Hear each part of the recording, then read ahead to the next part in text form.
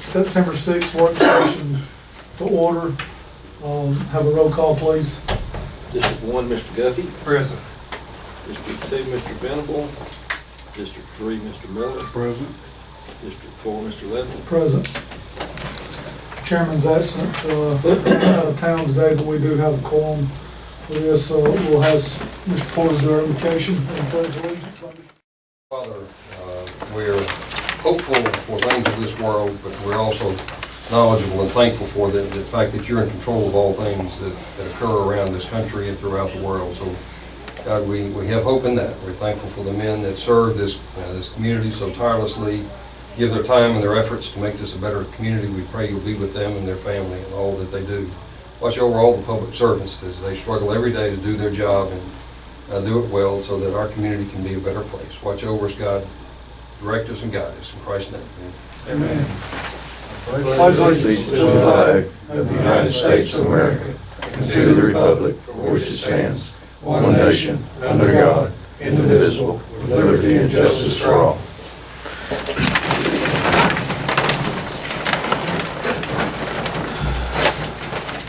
You have before you the agenda of today's work session. Will there be any changes or additions to the agenda before we proceed? Number one, didn't you say that's not the fire, it's just supposed to be community? It's community, that's correct. Fire needs to be struck from that. There's no agenda changes. We'll see if anyone is signed up to speak. We have the sheet sitting anywhere.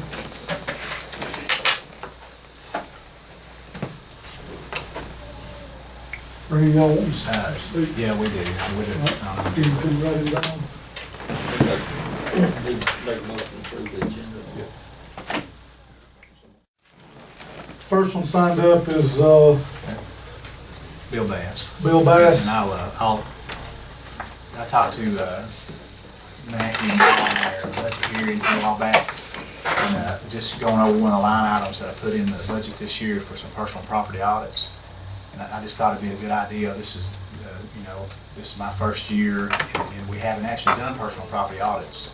I don't know that we've ever done them, actually, to tell you the truth. But I was kind of explaining to them exactly what Mr. Bass does, and he's with Government Service Associates.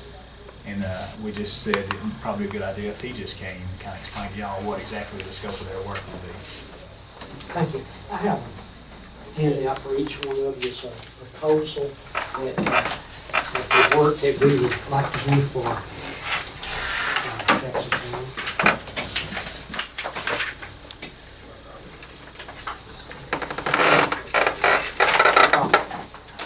As Jeff said, I'm Bill Bass with Government Services and Associates, and my former job was Director of the Property Tax Division for the Alabama Department of Revenue, where I worked about 41 years and 19 years as Director of Property Tax.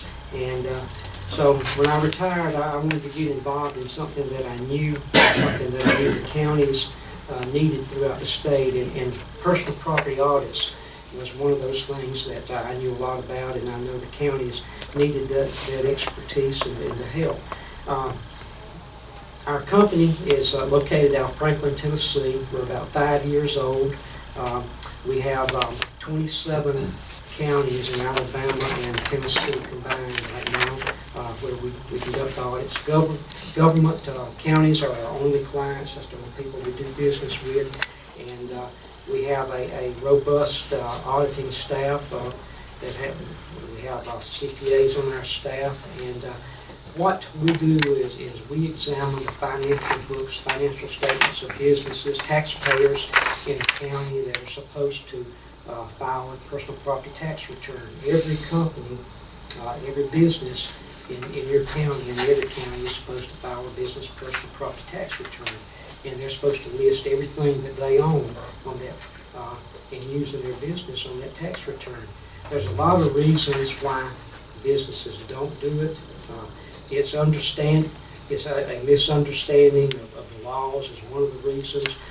Alabama's property tax laws are different from Internal Revenue Service laws, and most accountants relate to the Internal Revenue Service. They don't relate to the laws in Alabama that pertain to property tax. So there's a lot of differences in interpretations as to what is supposed to be reported to the Revenue Commissioner and what's supposed to be taxable. We find a lot of missed items where a company will expense items. The IRS allows companies to expense anything under a certain dollar mark. It may be $5,000 or $7,500. So if they buy $55,000 computers, they may expense those out instead of capitalizing those and listing them on their tax return to the Revenue Commissioner's Office. Those are some of the types of things that we find. We find a lot of items where it's just overlooked. I did an audit earlier this year on a hotel, and that hotel had 40 televisions listed. Those 40 televisions were purchased 10 years ago. 3 years ago, they had upgraded and purchased 40 brand new televisions. They still had the 40 old ones listed on their personal property tax return and didn't have the 40 new ones that of course cost more. And they had purchased new exercise equipment, and it wasn't listed in their property tax listing. I had $500 worth of supplies listed in this one example I'm giving you, and they had $80,000 worth of supplies that they had purchased during the year.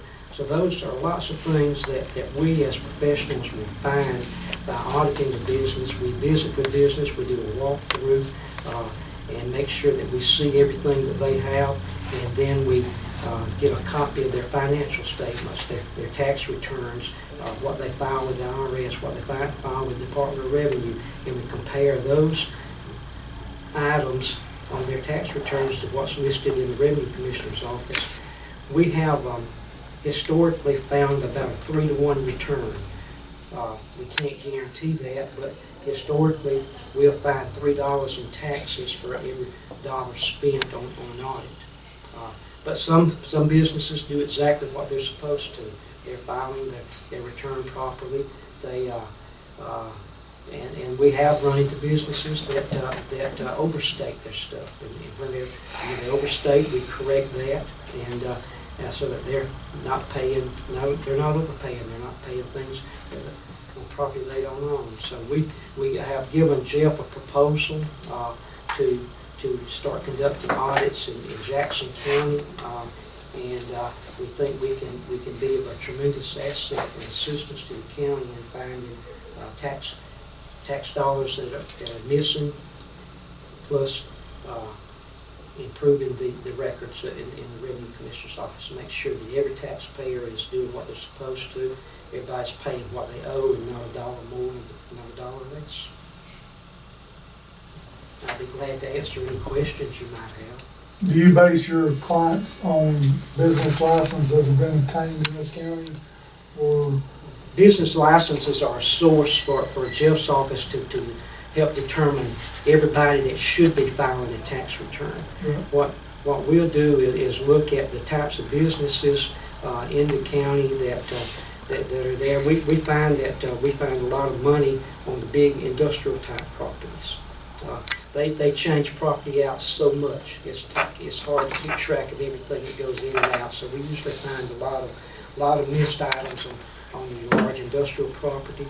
We find it on the mid-sized businesses, and like the hotel I gave you as an example. That's a perfect example. But it's a broad spectrum of different sized businesses, and the ones that Jeff thinks may be candidates that he's seen things in their return that gets his attention that just don't look right. I guess what I was asking, do you have a database available to you that shows people filing tax returns that may not be buying a business license in Jackson County? Is there any way to know that? No, I do not have that type of database. If you're in there, of course, you don't have the budget in front of you, but what I asked for through the state, my budget gets approved from the state first, and it was approved, and then you guys have to approve it, is I asked for $25,000 this year, Of course, on our pro rata share, that's gonna cost you guys $3,700, but out of that 25,000, I can't, there's no way we could afford to audit the whole county at one time, but I wanna take that 25,000, he's giving you a breakdown of what he, On the last sheet, if you look on there, and what I wanna do is go after, you know, some of the biggest ones. Maybe just off the top of my head, like, what's the paper mill? I can't think of it. West Rock.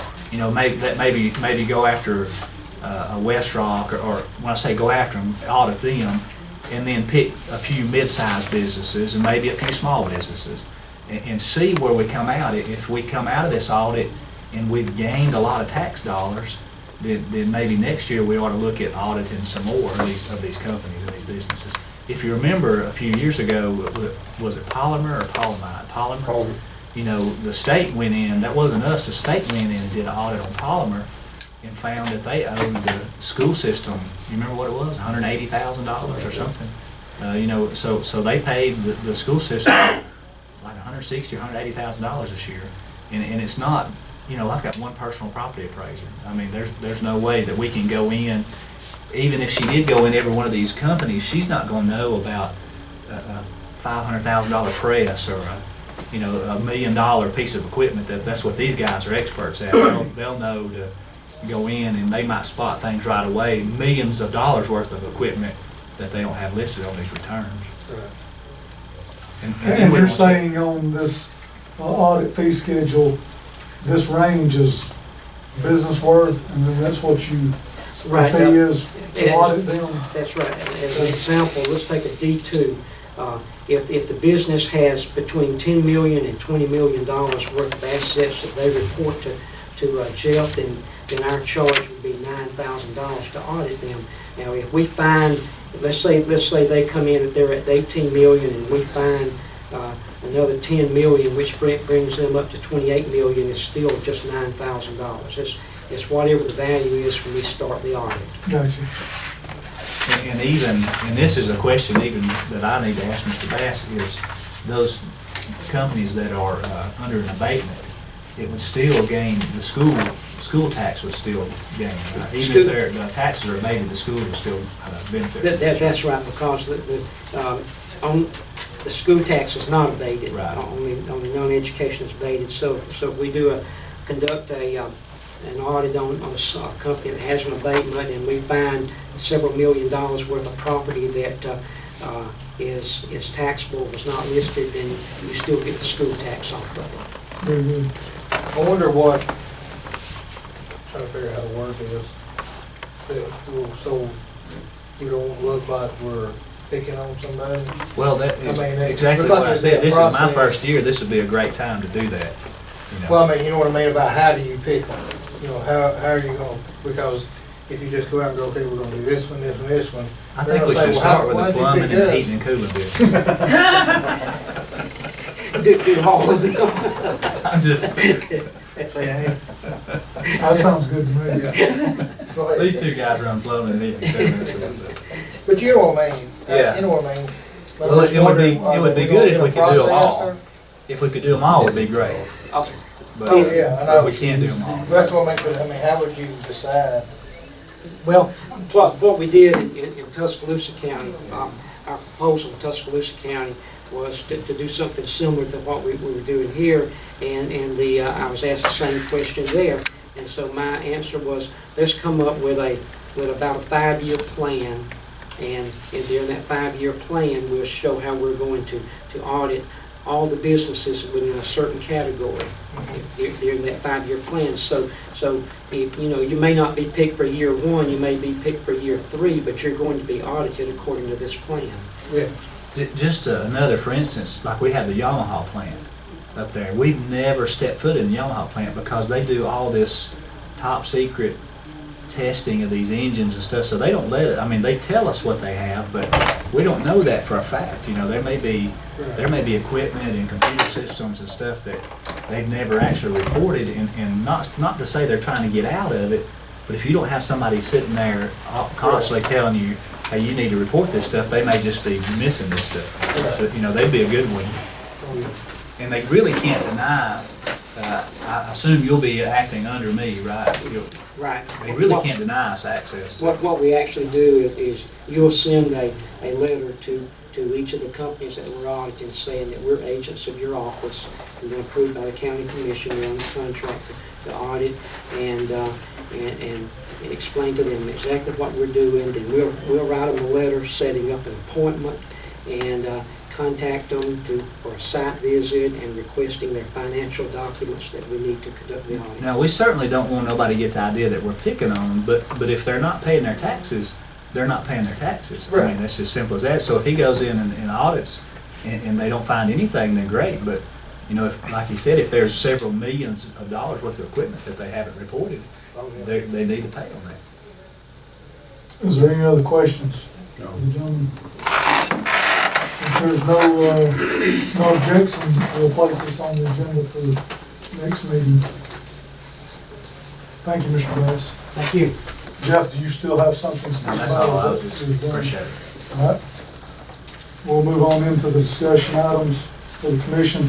First one is the Pleasant Grove Community Agreement. This is a agreement that Dennis and I use funds out of ours to support Pleasant Grove community. They had a community program this weekend, and Dennis and I said that we would sponsor that. So if there's no objection, is there any discussion on this item? If there's no objection, we're gonna put it on the agenda to be voted on next week. All right, we'll go on to number 2, Jackson County Park Storage Building, Mr. Barnes. I'll give each one of y'all a copy of what it costs. I think we gave you one about 2 or 3 weeks ago that was probably about 45,000, something like that. But Mr. Hodges wanted to get one with a fence and everything around it. So this is everything that we would need for a storage building in the back to get rid of all that old pool house area and our old shop and everything up there. We're going to try to clean that area up. Take care of all that, this one building. All right, is there any questions for Mr. Barnes regarding this proposal?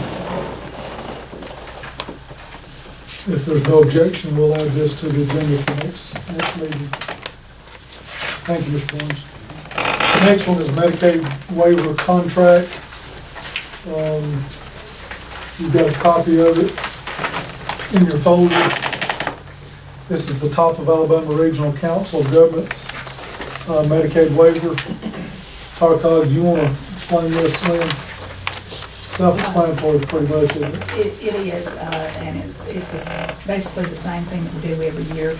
The amounts, I don't believe, have changed from last year, and it's a pay-as-you-go type program. It pretty well takes care of itself. Yes, ma'am. Any discussion on this item? If not, we'll add it to the agenda for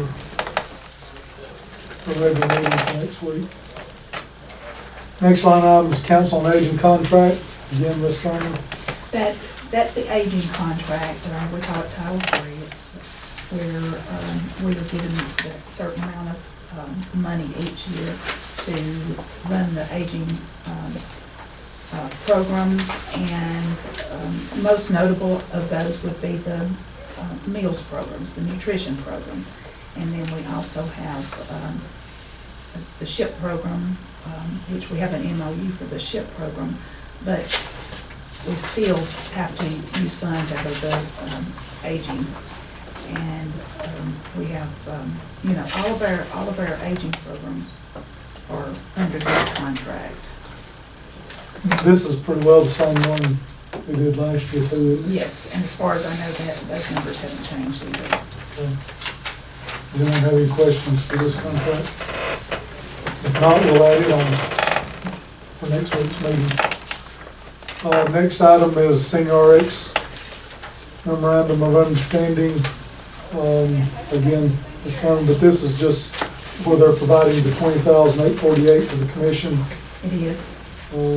subject to the funds from the Alabama Department of Senior Services. Do you want to add anything to this? No, don't. It's pretty well self-explanatory again.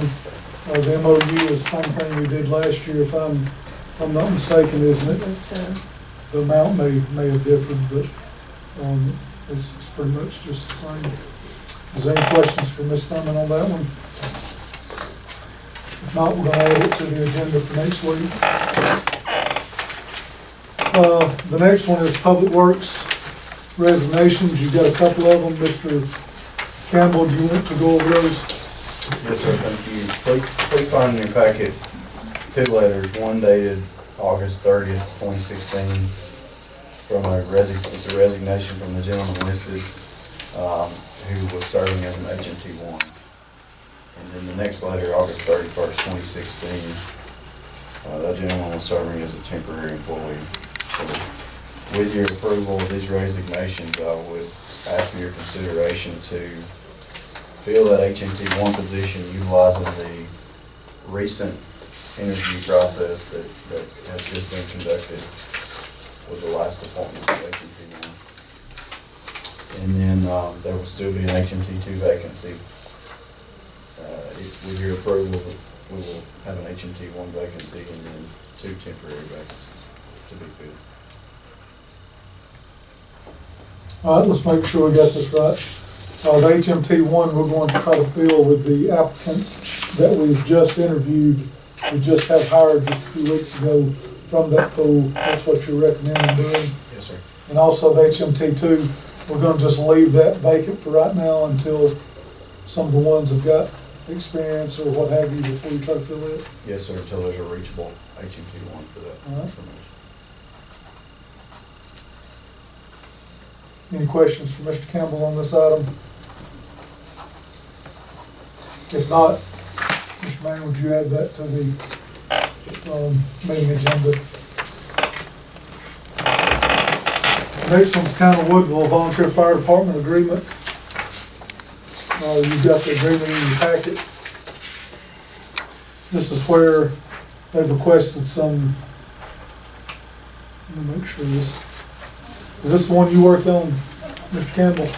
Yes, sir. Basically, this will give us permission to assist in the building pad for the Woodville Volunteer Fire Department under the terms that are listed in that agreement.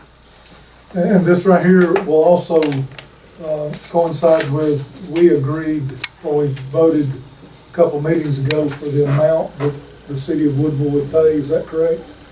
Is that one of them? We did Paint Rock and Langston. Did we do this one? This is the first look at this agreement. Okay. I believe you'll find in there, it speaks about the duties of the town and duties of the county and their reimbursement obligations for that. Okay. Is there any questions regarding this item, Mr. Campbell? If not, we'll place it on the agenda for next week. Next item is County Road 183 speed limit request. Mr. Campbell? In your packet, I believe you'll find the work order, possibly the resolution, copy of the resolution, proposed resolution, and the traffic data that we gathered. This came to us by way of citizen request of a resident that lives on County Road 183, in request for speed limit to be reduced. It's currently not posted, so that would be 45 unless otherwise posted. In the speed data that you find, there were a couple of recurring themes. Basically, the average speed that was being traveled was in the 27 to 28 mile per hour range, and the 85th percentile was around 34. So our proposal would be to post a speed limit at 30 if we would like to place a reduction in speed on that section of County Road 183.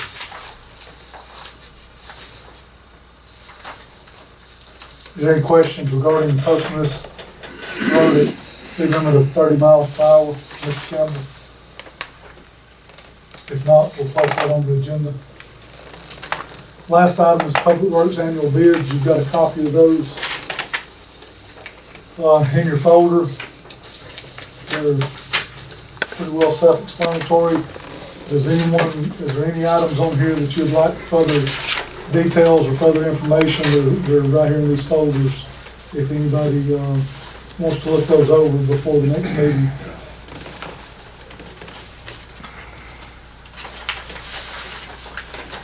But if there's no opposition, we'll place that on the agenda for next week. That concludes all the items on this work session. We'll go ahead and do reports from the staff. Mr. Campbell, No, sir, thank you. Ms. Thurman, Mr. Barnes, Sheriff. I just need to see Mr. Porter when this is over. Yes, sir. Mr. Arnold, Mr. Porter. And, Mr. Manning, Nothing today, thank you. Mr. Miller, No, sir. Mr. Guffey. Yes, sir. All right, well, no further work before us. We'll have a motion to adjourn. So moved. Have a second? Second. All in favor, say aye. We are adjourned.